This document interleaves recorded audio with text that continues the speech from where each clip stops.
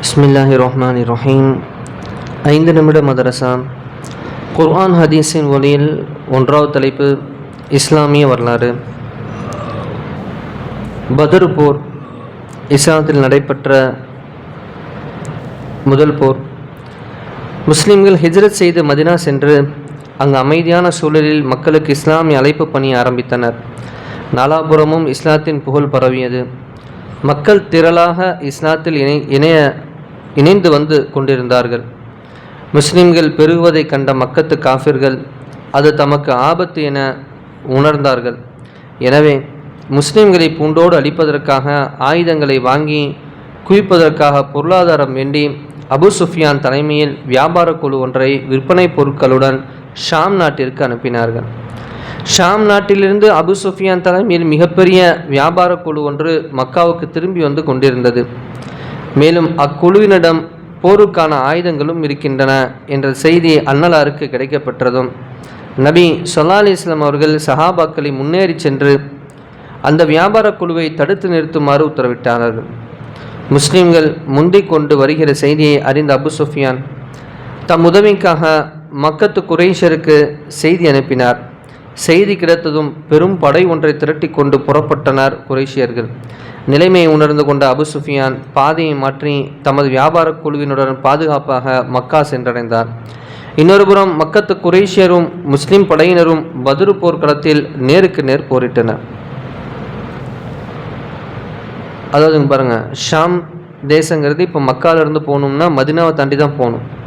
மதினாவிலேருந்து ஒரு 80 மைல்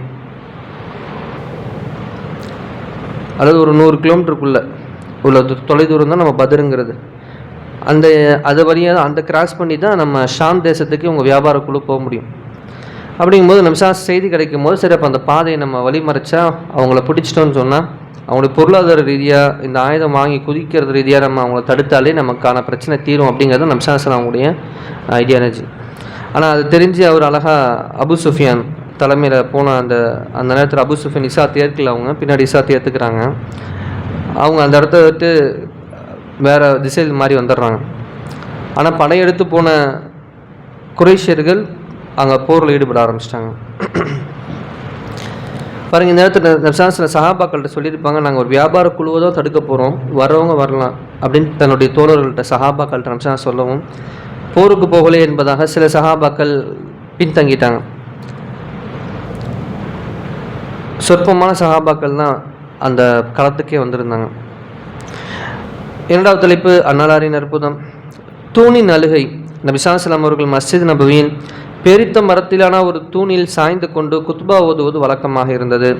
பிறகு மிம்பர் உருவான போது நபி ஸல்லல்லாஹு அலைஹி வஸல்லம் அவர்கள் அந்த மிம்பரில் ஜும்மா நாள் என்று குத்துபாவுக்காக ஏறிய போது அந்த பழைய தூண் குழந்தையை போன்று அழ ஆரம்பித்தது.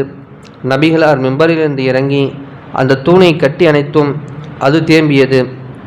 அன்னலார் இந்த தூண் எப்போதும் திக்ரை, அதாவது குத்துபாவை கேட்டுக்கொண்டே இருந்தது. இப்போது அதற்கான வாய்ப்பு இல்லை என்றதும் அழுகிறது என குறிப்பிட்டிருந்தார்கள். 3வது தலைப்பு ஒரு ஃபர்லை பற்றி. ருக்கு சஜாவை சரியாக செய்யாவிட்டான் தொழுகையில் திருடுபவனே மிக மோசமான திருடன் ஆவான் என்று நபி ஸல்லல்லாஹு அலைஹி வஸல்லம் அவர்கள் கூறிய போது, அல்லாஹ்வின் தூதரே, தொழுகையில் எப்படி திருட முடியும் என்று சஹாபாக்கள் கேட்டார்கள். அதன் ருக்கு சுஜூத் ஆகியவற்றை நல்ல முறையில் செய்யாமல் இருப்பதுதான் என்று நபி ஸல்லல்லாஹு அலைஹி வஸல்லம் அவர்கள் பதிலளித்தார்கள். 4வது தலைப்பு ஒரு சுன்னத்தை பற்றி. திருமணத்தின் போது வாழ்த்து. எவருக்காவது திருமணம் நடைபெற்றால் நபி அவர்கள் துவா செய்து வாழ்த்துவார்கள். பாரக்கல்லாஹு லக்க வ பாரக் அலைக்க வ ஜமஅ பைனகுமா ஃபீ ஹைர். அல்லாஹ் உங்களின் திருமணத்தை அருள்வளமிக்கதாக ஆக்குவானாக, உங்களின் மீது அருளை பொழிவானாக, மேலும் நன்மையான காரியங்களில் உங்களிடையே நேசத்தை உண்டாக்குவானாக என துவா செய்தார்கள். 5வது தலைப்பு ஒரு முக்கிய அமலின் சிறப்பு. கடைசி இரவில் வணங்குதல். நபி ஸல்லல்லாஹு அலைஹி வஸல்லம் அவர்கள் கூறினார்கள், இரவின் கடைசி நேரத்தில் அல்லாஹ் தஆலா முதலாம் வானத்தில் இறங்கி வந்து, என்னிடம் துவா செய்பவர் யார், நான் அவரின் துவாவை ஏற்கிறேன். என்னிடம் தன் தேவைகளை கேட்பவர் யார், நான் அதை தருகிறேன். என்னிடம் மன்னிப்பு கோருபவர் யார், நான் மன்னிக்கிறேன் என அறிவிக்கின்றான். 6வது தலைப்பு ஒரு பாவத்தை பற்றி. அல்லாஹ்வின் வசனங்களை ஏற்காமை. குர்ஆனில் அல்லாஹ் தஆலா கூறுகிறான், பொய் கற்பனை செய்யும் பாவியல் யாருக்கும் கேடுதான். அவன் தன் முன்னால் ஓதி காட்டப்படும் அல்லாஹுடைய வசனங்களை கேட்கிறான், பின்பு பெருமை அடித்து கொண்டு அவன் அதை கேளாதது போல் தன் நிராகரிப்பில் பிடிவாதம் செய்கிறான். அத்தகையவனுக்கு நோவினை தரும் வேதனை உண்டு என கூறுவீராக. சூரா ஜாசியா. 7வது தலைப்பு உலகத்தை பற்றி. உலகிலேயே செலவு செய்திருங்கள். குர்ஆனில் அல்லாஹ் தஆலா கூறுகிறான், உங்களில் ஒருவருக்கு மரணம் வரும் ஒன்றே, நாம் உங்களுக்கு அளித்தவற்றிலிருந்து தர்மமாக செலவு செய்யுங்கள். அவ்வாறு செய்யாது மரணிக்கும் சமயம், என் இறைவனே, சிறிது காலம் வரை என்னை பிற்படுத்தக் கூடாதா?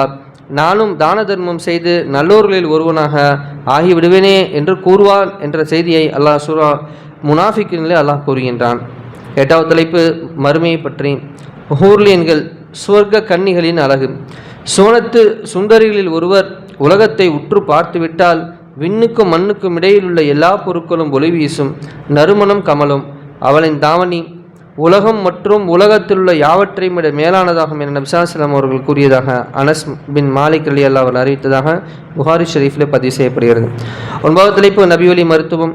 தலைவலி வராதிருக்க குளித்து வெளியே வந்த பின் குளிர்ந்த நீரால் கால்களை கழுவிடுங்கள். இதனால் தலைவலியை தவிர்க்கலாம் என நபி ஸல்லல்லாஹு அலைஹி வஸல்லம் அவர்கள் கூறினார்கள். 10வது தலைப்பு அன்னலாரின் அறிவுரை. துன்பம் துயரத்தின் போது தனது துஆவை அல்லாஹ் ஏற்க வேண்டும் என விரும்புகிறவர் தான் நல்ல நிலையில் இருக்கும் போதும் மிகுதமாக துஆ செய்திட வேண்டும் என நபி ஸல்லல்லாஹு அலைஹி வஸல்லம் அவர்கள் கூறினார்கள்.